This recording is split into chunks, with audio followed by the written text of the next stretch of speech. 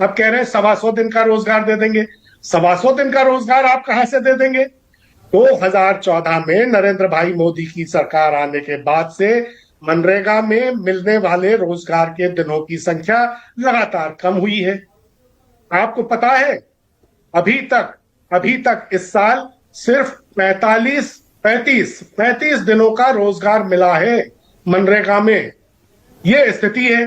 पिछले साल 41 लाख परिवारों को पूरे 100 दिन का रोजगार मिला था।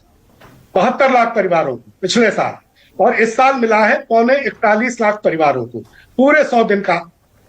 7.5 करोड़ परिवार इस योजना में 2020 में शामिल थे।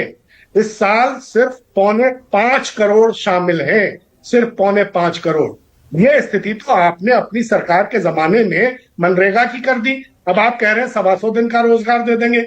और जैसा कि अभी जिक्र हुआ कि बुआई कटाई के दिनों में 60 दिन रोजगार नहीं देंगे, लेकिन सचमुच यह तथ्य है कि बुआई कटाई के दिनों में जो खेतिहर मजदूर हैं उनकी उपलब्धि कोई कम नहीं होती है, कोई कम नहीं होती है।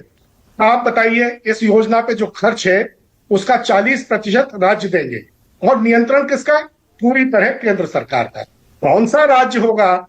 भाई, इनके भारतीय जनता पार्टी और एनडीए के नेता खुद इसका विरोध कर रहे हैं और कह रहे हैं कि इस फंडिंग के मामले को देखना चाहिए। तेलुगु देशम के लोकसभा के एक सांसद ने कल खुलेआम संसद में कहा कि इस योजना में जो इस तरह के विरोधाभास है, इससे कैसे काम चलेगा। एक भावना थी मनरेगा को लागू करने के पीछे, जो कहा गया था कि हर हाथ को काम दो और काम का पूरा दाम दो। पंकज जी, आपने सरकार उस का कहना भावना है को गरीबी तो कम हो पूरी गई तरह है। समाप्त कर दिया।